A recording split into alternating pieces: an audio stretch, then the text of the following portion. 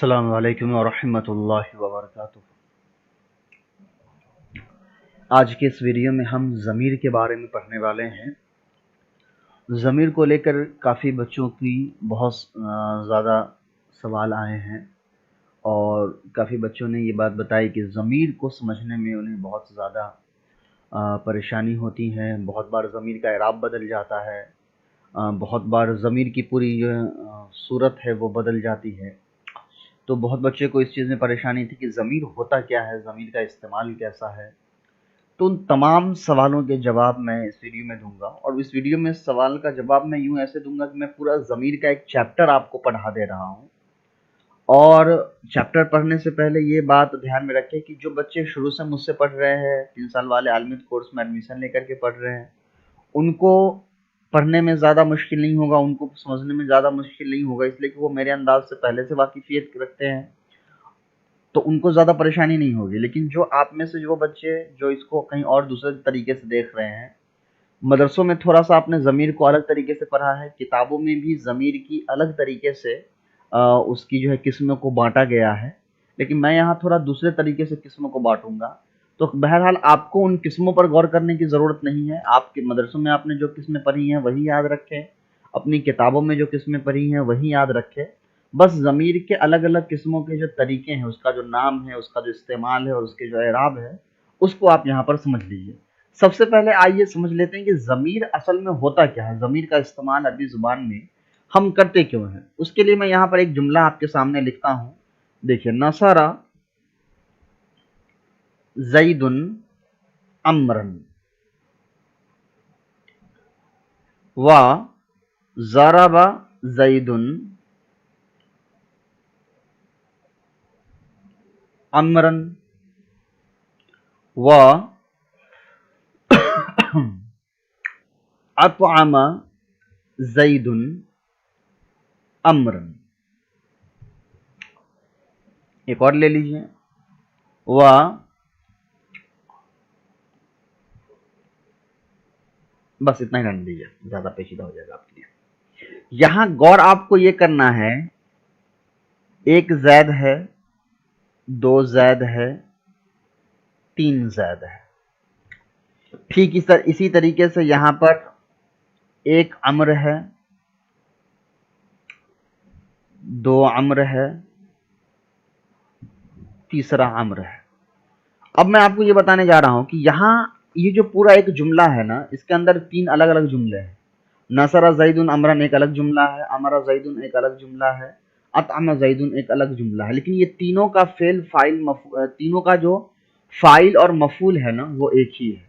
यानी काम करने वाला और जिस पर काम हुआ है वो एक ही है। ठीक है, यानी जो जैद ने मदद करने वाला है वही जैद मारने वाला भी है और वही जैद खाना खिलाने वाला भी है। इसी तरीके से जो अमर जिस पर मदद किया गया है वही वो अमर है जिसको मारा भी गया है और वही वो अमर है जिसको खाना भी खिलाया गया है। एक तो ये जुमला हो गया। इसका तर्जमा क्या होगा? जैद ने अमर को मारा, जैद ने अमर की मदद की, जैद ने अमर को मारा और जैद ने अमर को खाना खिलाया। ये तर्जमा हुआ। अब एक दूसरा जुमला लिखता हूं, आप देखिए। नसरा ज़ैदुन अमरन व ज़रबहु व अतअमहु। यहां पर एक जैद मैंने लिखा, यहां पर एक अम्र मैंने लिखा, ठीक है, और एक यहां पर फेल तो सारा वही है, ऊपर वाला ही है।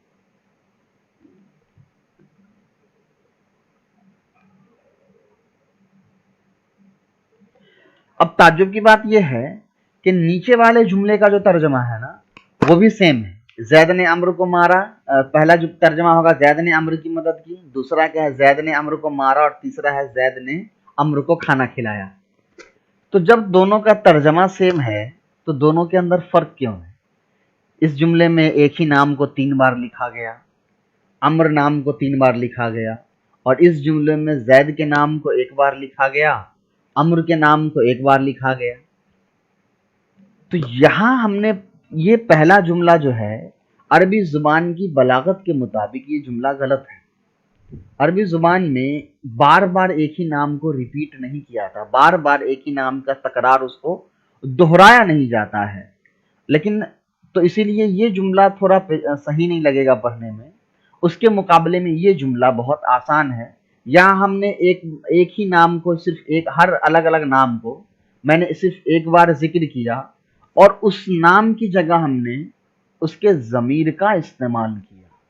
तो यहाँ जो ज़रबा हु ज़मीर देख रहे हैं आप, या अतआमा हु ज़मीर देख रहे हैं, ये असल में वो ज़मीर है जो अम्र की जगह इस्तेमाल हुई है।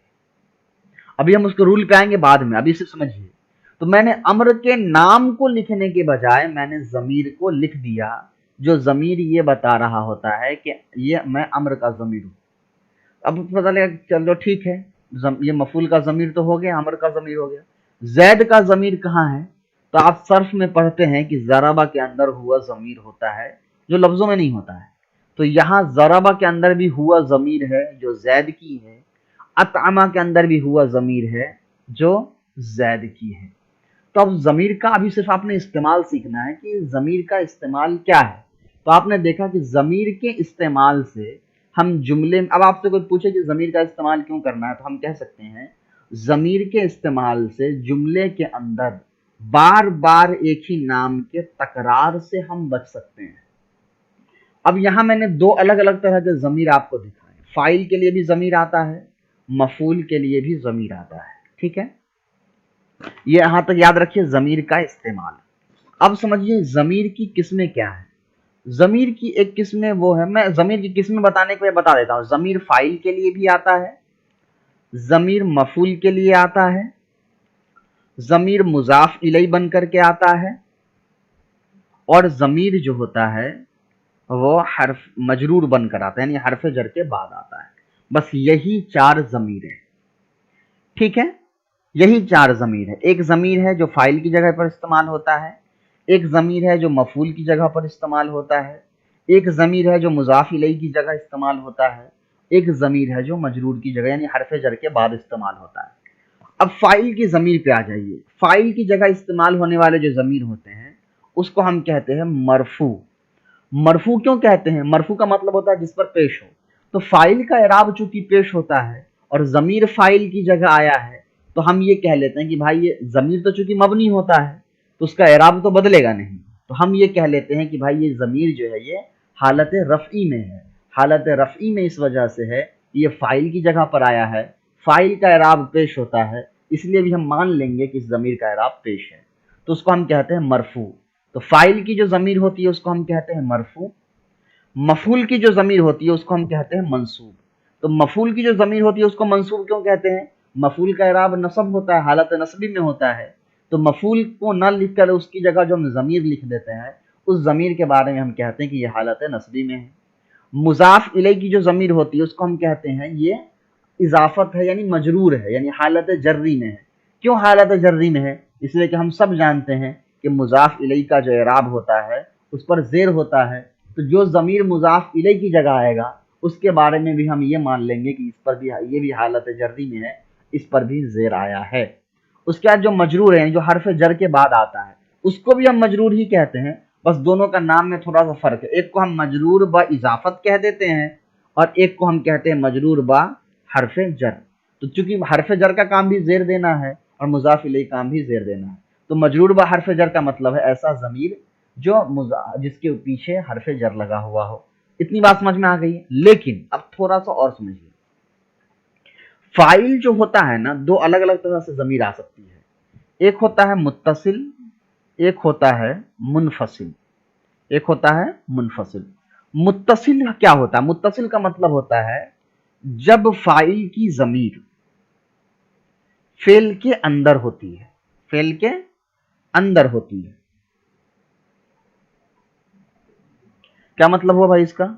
इसका मतलब ये हुआ कि ये नसरा जो मैंने लिखा है, तो नसरा का तर्जमा करते हैं उस एक मर्द ने मदद की। तो यहां पर एक ज़मीर होता है, तभी तो उसका हम तर्जमा करते हैं एक मर्द ने।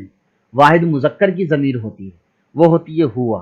तो इस ज़मीर का नाम होता है ज़मीर मरफू मुत्तसिल, जो फेल के अंदर होता है ये बाहर नहीं होता है, ये लफ्जों में लिखा हुआ नहीं होता है। तो अब आपसे कोई पूछे कि ज़मीर मरफू मुत्तसिल क्या होता है, तो आप कहेंगे ज़मीर मरफू मुत्तसिल वो ज़मीर होती है जो फाइल की जगह इस्तेमाल होती है, फेल के अंदर होती है। और इसी का उल्टा होता है मुनफसिल, जो फेल के बाहर होता है, जो फेल के बाहर होता है। जैसे हुआ, ज़रबा या ज़रबा हुआ, इस तरीके से, लेकिन इसका इस्तेमाल कम है। इतनी बात समझ में आ गई आपको? चलिए, तो जिस तरीके से फाइल की ज़मीर होती है उसी तरीके से मफूल भी दो तरह का हो जाएगा। एक हो जाएगा मुत्तसिल और एक हो जाएगा मुनफसिल। अब यहां मुत्तसिल का मतलब ये नहीं होगा कि मफूल की वो ज़मीर जो फेल के अंदर हो, बल्कि थोड़ा सा बदल जाएगा। मफूल की वो ज़मीर जो फेल से जुड़ी हो।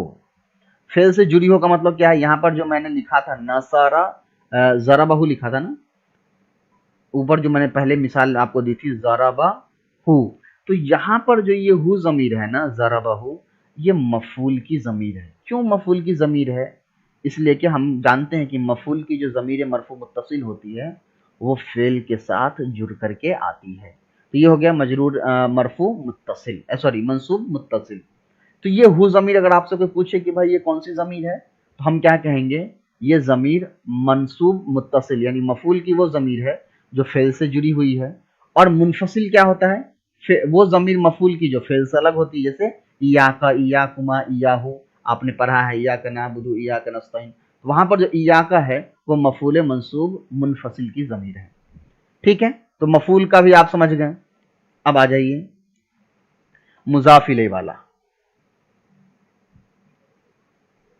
अब कभी ज़मीर मुज़ाफ इलैहि हो, जैसे किताबुहु, तो यहां पर जो हु ज़मीर है ना, ये भी ज़मीर है वाहिद मुज़क्कर की, लेकिन इसको हम कहेंगे कि ये ज़मीर अब यहां पर क्या है? मुज़ाफ इलैहि है, तो इसको हम कहेंगे मजरूर ब इज़ाफ़त, किताबु हु।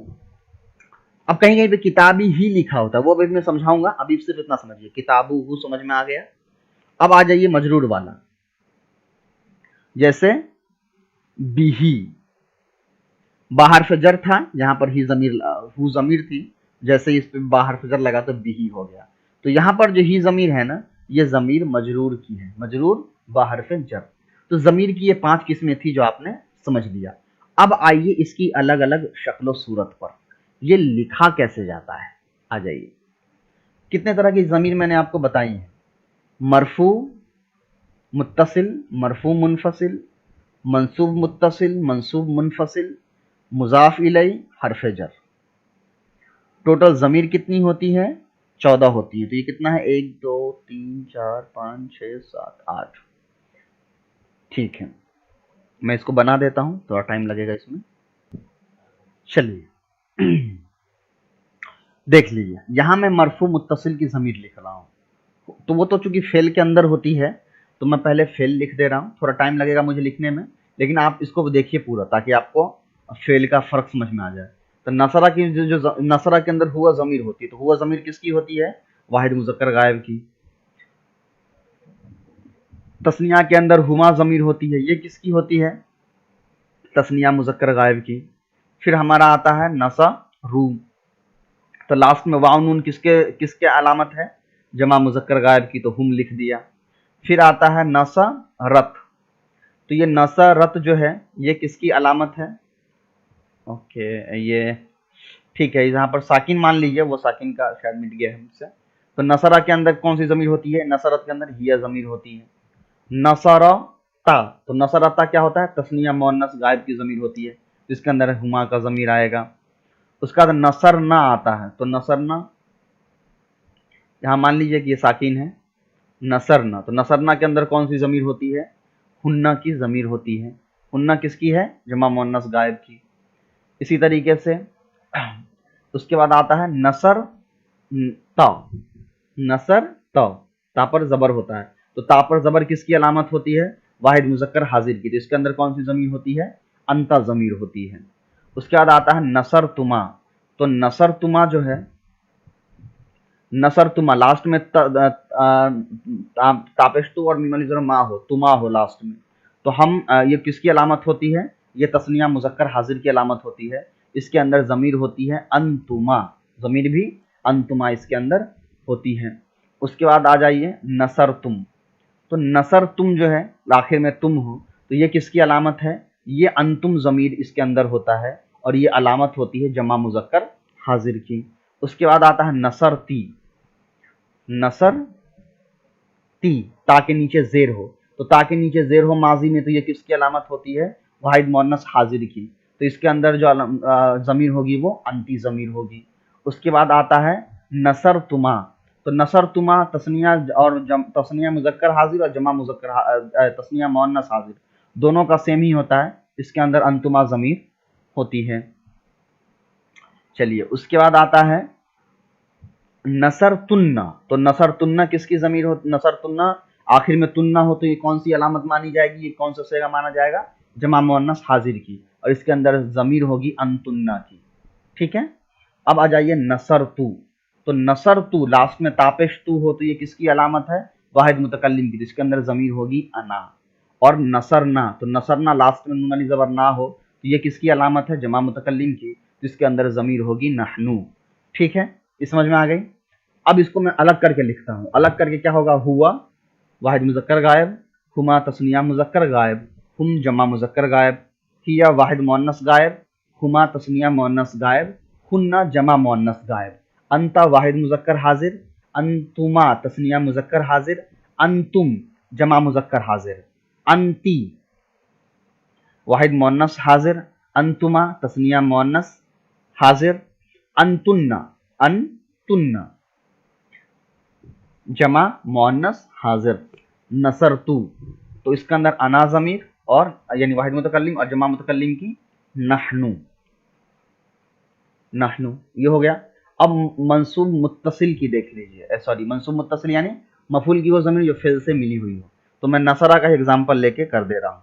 तो नसरा के अंदर खुद पहले से हुआ ज़मीर है, तो मैं उसको लिखूंगा नहीं, अब मान लीजिए आप यहाँ पे लिखा हुआ है, मैं सिर्फ मफूल की अब लिखूंगा यहाँ पे, तो नसरहु, नसरहुमा, नसरहुम, नसरा हाँ, अब नसरा हा हो गया।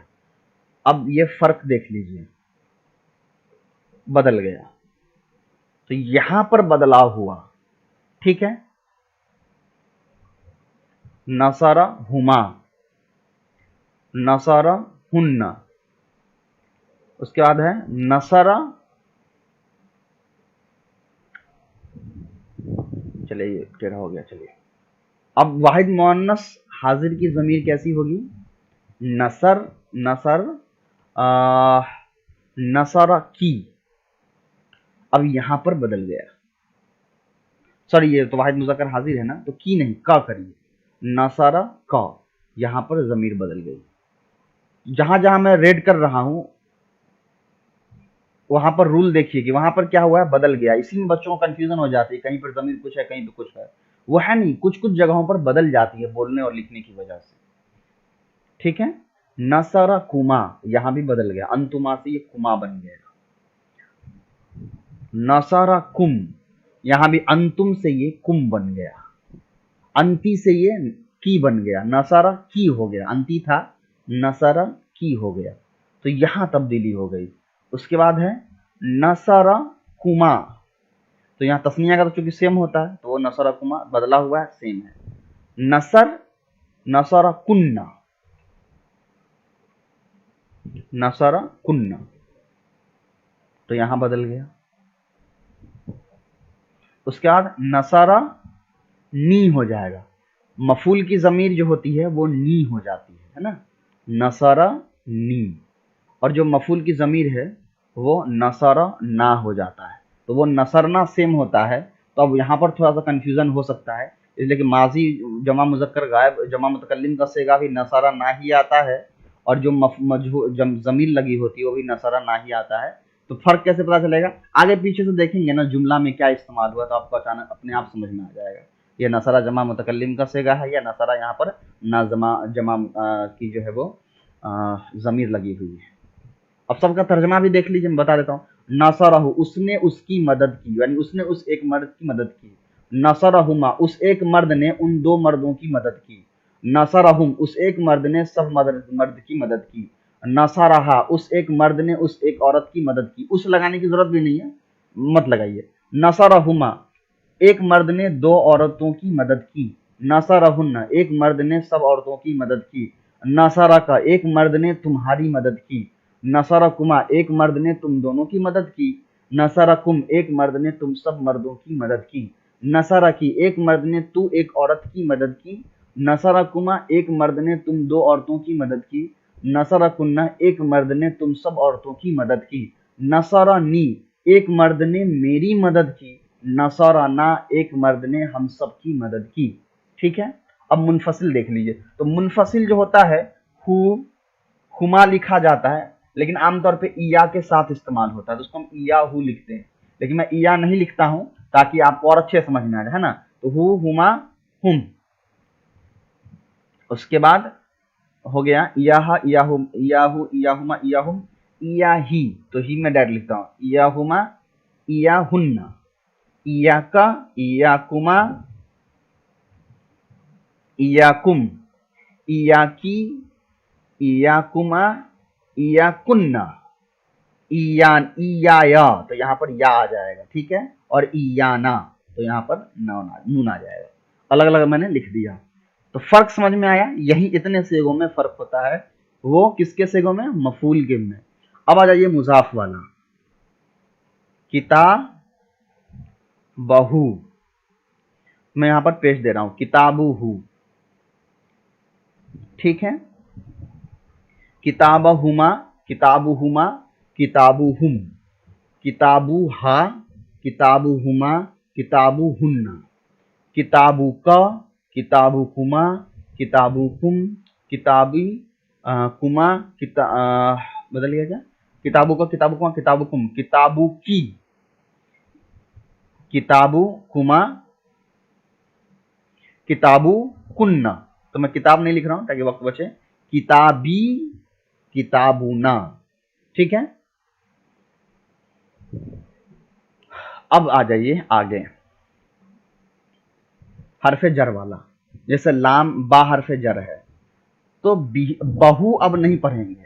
बा हरफे जर की इसका नाम देंगे जमीर, पर हम जेर पढ़ेंगे, बिही पढ़ेंगे। अब आप सवाल कर सकते हैं कि जब जमीर मबनी है तो फिर हम ही क्यों पढ़ रहे हैं, इसका इराब हरफे जर के क्यों बदल गया? याद रखिए, यहाँ इसका इराब बा हरफे जर की वजह से नहीं बदला है, बल्कि इसका इराब यहाँ पर पढ़ने में आसानी की वजह से बदला गया है। तो ये असल में हु ही है, लेकिन बिही इसलिए कर दिया गया कि बहु या बिहू पढ़ेंगे तो ज्यादा मुश्किल लगेगा। उसके मुकाबले में बिही कितना आसान है, बाहर फजर है, उसमें हमने बी, अगर इसको हम हु ही पढ़ते तो बिहू बहुत मुश्किल होता, लेकिन बिही बहुत आसान है, इसलिए हमने इसको बिही पढ़ा। बिहिमा, बिहिम। उसके बाद है बिहा, बिहु, बिहुमा, बिहुन्ना।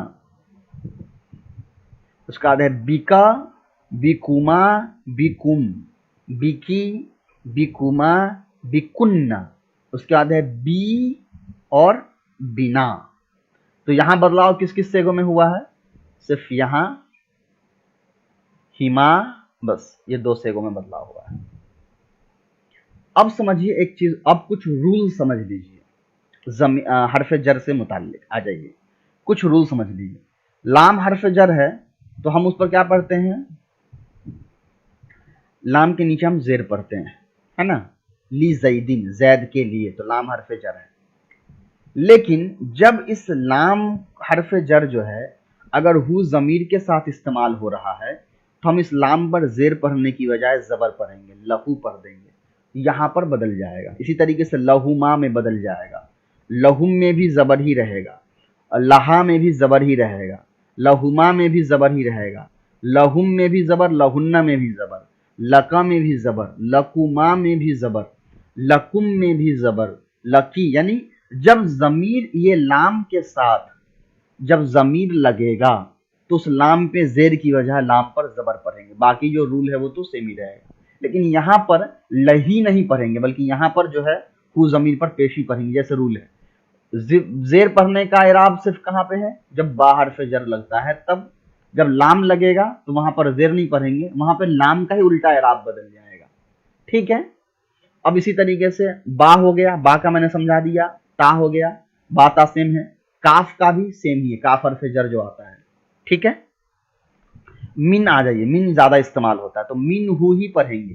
ठीक है।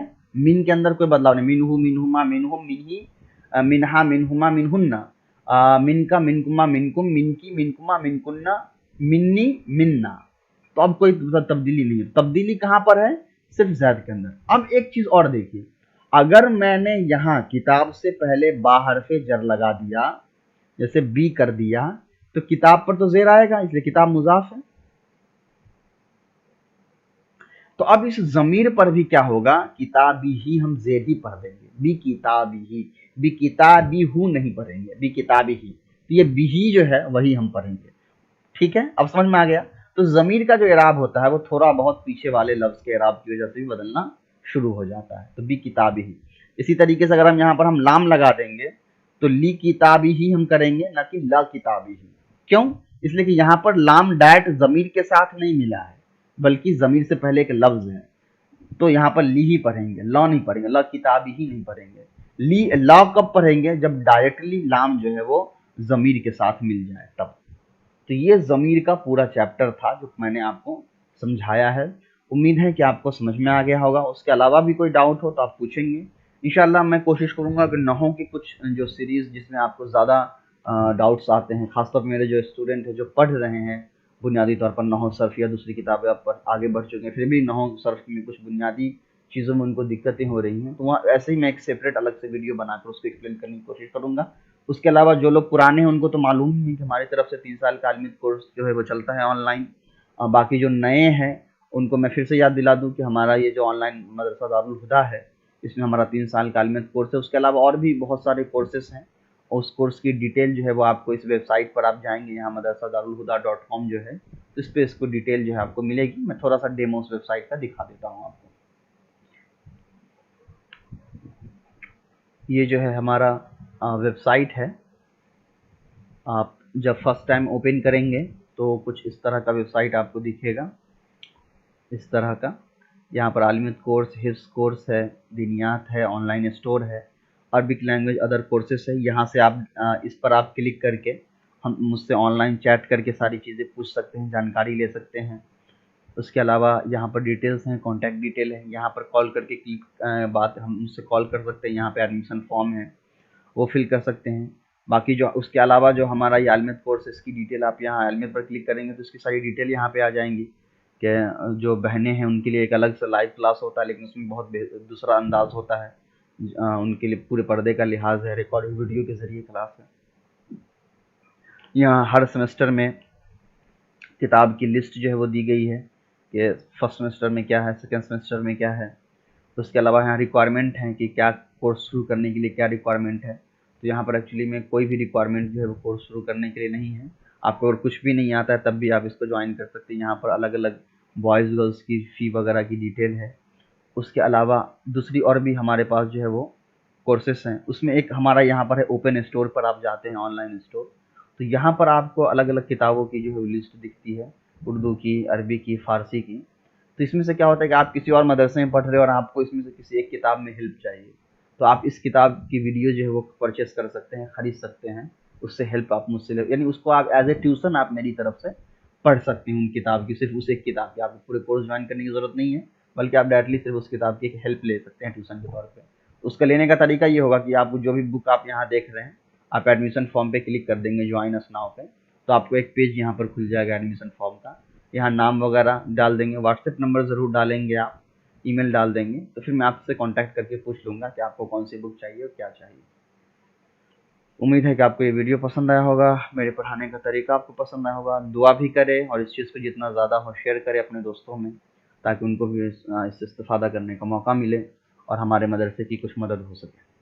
अस्सलामु अलैकुम व रहमतुल्लाहि व बरकातुहू।